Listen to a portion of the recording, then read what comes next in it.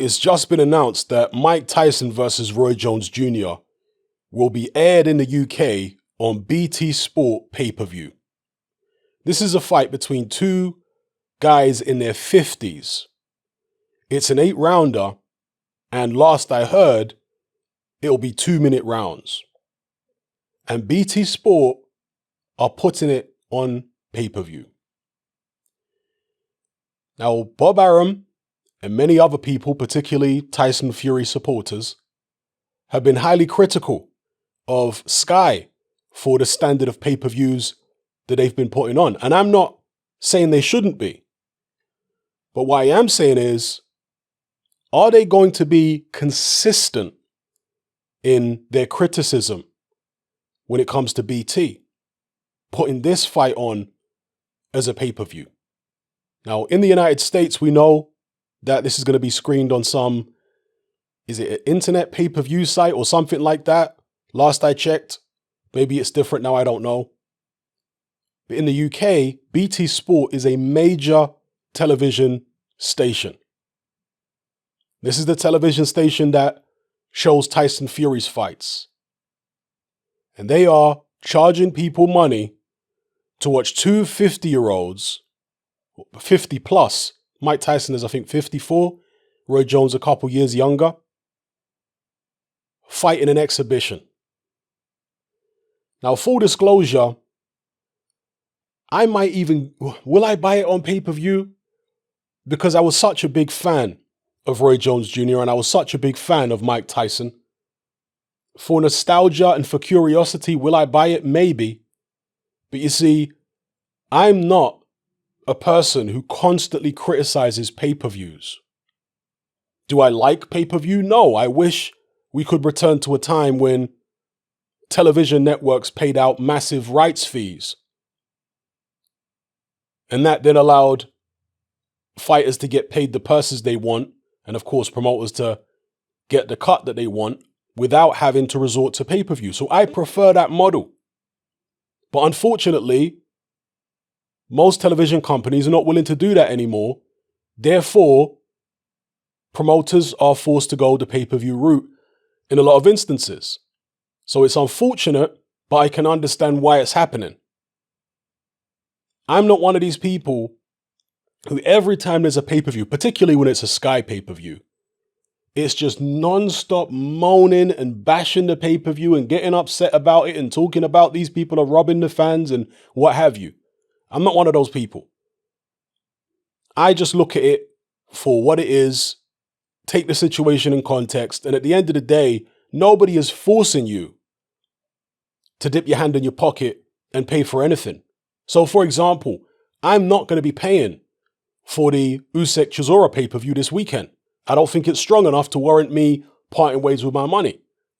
The main event is relatively interesting, but in terms of the undercard, no. When I combine that main event with that undercard, I don't feel like it's worth me paying the money. So that's the way I look at it. I don't get upset. I just say I'm not going to give my money to it. But there are people out there, let's be real, they have an agenda against Eddie Hearn. And as far as I'm concerned, no promoter should be above criticism. I've done a critical video about Eddie Hearn the other day where I talked about the Kell Brook situation. As far as I'm concerned, Eddie Hearn is being hypocritical about the whole loyalty concept because, as I explained in that video, a promoter's loyalty only extends as far as he sees financial mileage in the fighter. Once the fighter doesn't have the capacity to generate ticket sales, or he can't use that fighter in any way, maybe as a, as cannon fodder for his prospects or whatever, when he can't find any more use for him, there's no more financial mileage in him, well, then he stops calling him and stops returning his calls, etc. This is how promoters tend to carry on. And that's okay, because it is a business. The only issue I have is when they turn around and start screaming, oh, you're not loyal to fighters when the fighter goes off and does their own thing. That's ridiculous. Loyalty is a two-way street.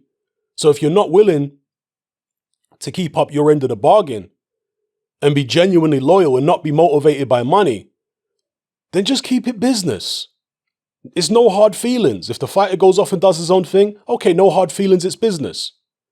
If he comes back to you and says, can you help me out? Trying to get a TV deal? You can say no, all right? Or you can say yes.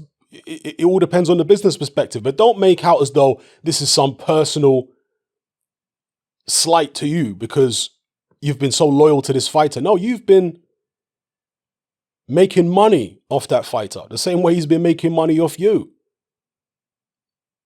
You're not friends because you met down the pub or you went to school together. You're friends because you both came together and involved yourself in a business partnership. That's what a fighter-trainer situation is. It's a business partnership. Excuse me, fighter-promoter, not trainer. But anyway, getting back to Mike Tyson versus Roy Jones, let's see if the people who are so critical of Sky and Eddie Hearn and the pay-per-views that they've done are going to be equally as critical of BT Sport. And of course, they weren't equally critical when Tyson Fury was fighting the likes of Tom Schwartz and Otto Wallin. Those fights were pay-per-view, folks. Were they pay-per-view worthy? As I've said before, pay-per-view worthy all comes down to the perspective of each individual.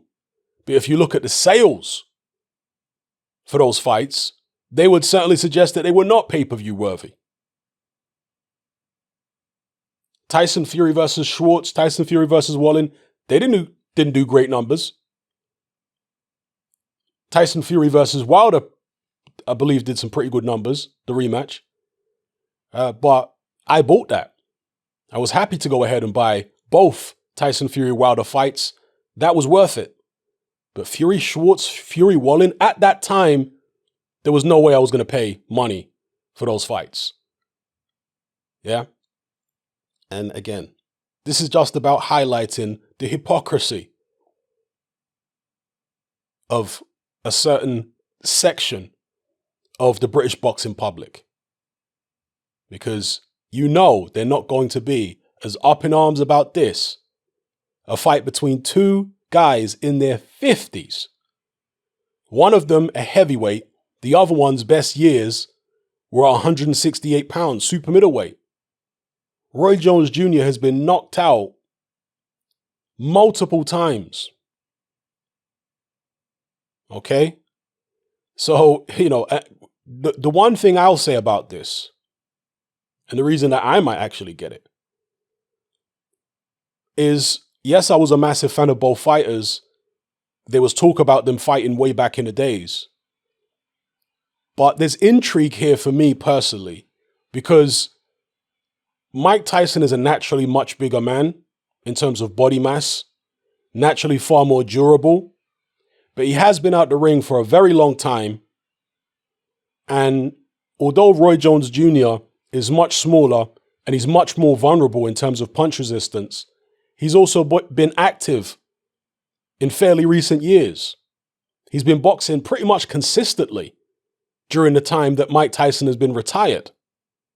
So in a kind of strange way, I'm curious to see where Mike Tyson is at in relation to Roy Jones, how much the layoff will have affected him. Yes, it's a fight between two geriatrics. Maybe it's a bit sick for me to want to watch this fight. But combat sports are a bit sick in general, aren't they? Why do we want to watch people beating the living daylights out of each other? There's something primeval in us that is entertained by stuff like this. So I'm real about what combat sports are and what boxing is. And this is another example of it. It's not high-level boxing whatsoever, Mike Tyson versus Roy Jones. It's an exhibition bout.